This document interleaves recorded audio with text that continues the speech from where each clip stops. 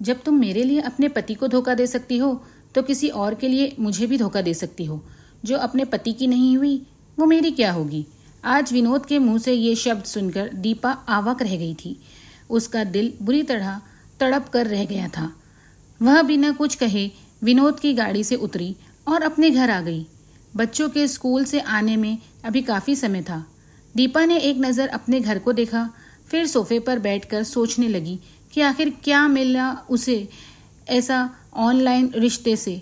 दीपा का पति अच्छी नौकरी पर था, 2 प्यारे बच्चे, खुद का घर, गाड़ी, किसी चीज़ की कमी नहीं थी उसे सिवाय पति के समय की। और एक औरत के लिए उसके पति द्वारा उसको दिया गया समय सभी सांसारिक चीज़ों से कीमती होता है। उसका पति ऑफिस के काम में इतना व्यस्त होता गया कि प्रेम विवाह होने के बावजूद उसे समय देना ही भूल गया था।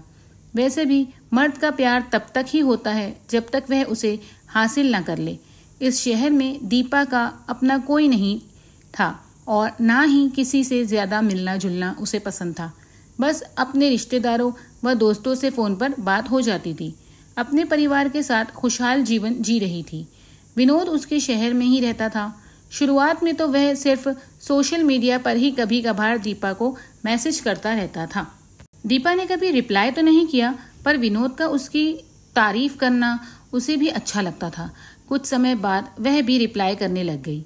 फिर पता ही नहीं चला कि कैसे बात सोशल मीडिया पर मैसेज करने से फोन पर बातचीत होने तक पहुंच गई। दीपा भी पति के ऑफिस और बच्चों के स्कूल जाने के बाद समय निकालकर विनोद से फोन पर बात करने लग जाती। पति और बच्चों के घर के आने तक जितना भी समय मिलता दोनों फोन पर लगे रहते। हाँ, अगर कभी विनोद को कोई जरूरी काम होता तब उनकी बात नहीं हो पाती। अपने अकेलेपन में दीपा के कदम कब और कैसे विनोद की तरफ बढ़ते चले गए उसे पता ही नहीं चला। विनोद भी उसकी हर बात सुनता, समझता व उसकी परवाह करता था। यही तो दीपा चाहती थी, कोई तो हो जिसे वह अपने दिल की हर बात बता सके। समय ऐसे ही गुजरता गया। अब दीपा को अपने पति से कोई शिकायत नहीं रहती थी, क्योंकि उसने अपना सुकून कहीं और तलाश लिया था। पर यह सब ज्यादा दिन नहीं चला। धीरे धीरे दीपा को महसूस होने लगा कि वक्त के साथ विनोद का व्यवहार काफी बदलने लगा है। अगर दीपा का फोन 2 मिनट के लिए भी व्यस्त होता तो विनोद उससे सवाल करने लगता। विनोद नहीं चाहता था कि दीपा उसके अलावा किसी से भी बात करे। यहाँ तक कि दीपा ने अपने परिजनों को भी फोन करना बंद कर दिया था। उसके मम्मी पापा भाई बहन खुद फोन करते तो ही वह बात करती। उस पर भी अगर बीच में विनोद का फोन आ जाता तो उसे हर बार अपनी सफाई पेश करनी होती। और तो और अब तो विनोद उसके सोशल मीडिया अकाउंट पर भी नजर रखने लगा था। कभी किसी के कमेंट को लेकर तो कभी किसी की लाइक करने को लेकर विनोद हर बात का विवाद बना देता। पर दीपा विनोद को खोना नहीं चाहती थी, इसलिए वह वही करती जो विनोद कहता। कितने ही जानने वालों को तो दीपा विनोद के कहने पर बिना किसी कारण ब्लॉक कर चुकी थी। सोशल मीडिया से शुरू हुई इस रिश्ते में मुलाकातों का दौर आ चुका था। वैसे तो सब ठीक ठीक था, पर कई बार विनोद बेमतलब की बातों पर दीपा से लड़ाई करने लग जाता। वह बात बात में दीपा के चरित्र पर सवाल करता, उस पर शक करता। जब भी वह मिलते विनोद उसका फोन जरूर चेक करता। एक बार तो इसी बात पर विवाद इतना बढ़ गया कि विनोद ने उसे सरे राह ही अपमानित कर दिया। वो तो खैर थी कि उन्हें वहां कोई परिचित नहीं मिला। उस दिन पहली बार दीपा को एहसास हुआ कि उससे कितनी बड़ी गलती हो गई है। दीपा के पति तो उससे कभी नहीं पूछते थे कि वह फोन पर किससे बात करती है, ना ही वह कभी उसका फोन चेक करते थे। हमेशा उसका सम्मान करते थे। दीपा पर शक करना तो दूर की बात थी, और इधर वह अकेलापन दूर करने के लिए ऐसे इंसान के चक्कर में पड़ गई थी जो अब उसके मानसिक व भावनात्मक तनाव का कारण बन चुका था। उसे अब समझ आ गया था कि वह बैठे बिठाए किस मकड़ जाल में फंस चुकी है। उसी दिन दीपा ने विनोद का नंबर अपने फोन व सोशल मीडिया पर ब्लॉक कर दिया था। पर कुछ दिन बाद विनोद ने फिर से दीपा का पीछा करना शुरू कर दिया। वह जहां भी जाती विनोद वहीं पहुंच जाता, नए नए नंबरों से उसे फोन करता। दीपा कभी भी ऐसी नहीं थी जैसा उसे इन हालात ने बना दिया था। वह तो सिर्फ अपने पति से प्यार करती थी। विनोद ने ही उसे अपनी बातों के जाल में फंसाकर ऐसे हालात में पहुंचा दिया था, मगर अब वह इन सब से निकलना चाहती थी और इस रिश्ते को यहीं विराम देना चाहती थी। इसीलिए ना चाहते हुए भी दीपा को उससे मिलकर बात करनी पड़ी। दीपा ने विनोद को काफी समझाया कि उनके बीच जो भी रिश्ता है उसका कोई भविष्य नहीं है, इसलिए यह सब खत्म कर देना चाहिए।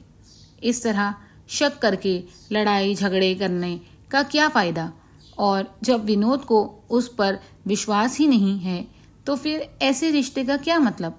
हालांकि विनोद को पता था कि दीपा का अपना परिवार है और वह किसी के लिए भी अपने परिवार को नहीं छोड़ सकती। फिर भी विनोद ने रो रो कर दीपा से माफी मांग ली और दोबारा ऐसा ना करने का वादा भी किया। साथ ही ये भी जता दिया कि यह सब ऐसे खत्म नहीं होने वाला। अब दीपा समझ चुकी थी कि विनोद इतनी आसानी से उसका पीछा छोड़ने वाला नहीं है। यह रिश्ता उसके लिए एक मजबूरी बन चुका था। साथ ही यह भी डर था कि कहीं विनोद उसके पति को ये सब ना बता दे। इसलिए उसने खुद को समझा लिया कि जैसा चल रहा है वैसे ही चलने दिया जाए। फिर से वही सब फोन, मैसेज, चैटिंग, विनोद का बात बात पर सुनाना, कहाँ बिजी थी, करो उसी से बात, उसने क्यों किया ऐसा कमेंट, उसको ब्लॉक करो, इतनी देर ऑनलाइन किससे चैटिंग कर रही थी, फिर खुद ही रूठ जाना और ना मनाओ तो पीछा करना, लड़ना झगड़ना, बस यही सब रह गया था। इस सब से दीपा बहुत परेशान हो चुकी थी। आज दीपा विनोद से मिलने इसलिए गई थी क्योंकि वह इस रिश्ते को हमेशा के लिए खत्म कर देना चाहती थी। पर दीपा की बात सुनकर विनोद कहने लगा, अब तुम्हें कोई और मिल गया है ना, इसीलिए मुझे छोड़ रही हो, और उसका फोन चेक करने की जिद करने लगा। दीपा को उम्मीद नहीं थी कि विनोद ऐसे रिएक्ट करेगा, पर इस बार दीपा ने अपना फोन विनोद को नहीं दिखाया। दीपा ने खुद को समझाया कि वह सही हो या गलत, किसी को हक नहीं है कि उसका फोन चेक करे, ना ही उसे किसी को इतना हक देना चाहिए कि कोई उसे जलील करे, उसके आत्मसम्मान को चोटिल कर सके। इतनी जिल्लत दीपा ने कभी महसूस नहीं की थी। हाँ, उससे एक बार गलती हुई थी, पर वह इतनी गिरी हुई नहीं थी कि हर किसी से आशिकी करती फिरे, ना ही उसे ऐसा करने की जरूरत थी। अब दीपा ने सोच लिया था कि वह आज ही अपने पति को सब कुछ सच सच बता देगी, फिर चाहे जो सजा मिले, कम से कम उसे इस ब्लैकमेलिंग और जिल्लत से छुटकारा तो मिलेगा। उसका पति उसे जो भी सजा देगा वह इस जिल्लत और मजबूरी से ज्यादा तो नहीं होगी। इस कहानी का एंड क्या होना चाहिए आप कमेंट में जरूर बताइए, और अगर आप मेरे चैनल पर नए हैं तो मेरे चैनल को सब्सक्राइब कर लीजिए और बेल बटन जरूर दबा दीजिए ताकि मेरी हर आने वाली नई कहानी का नोटिफिकेशन सबसे पहले आपको मिले।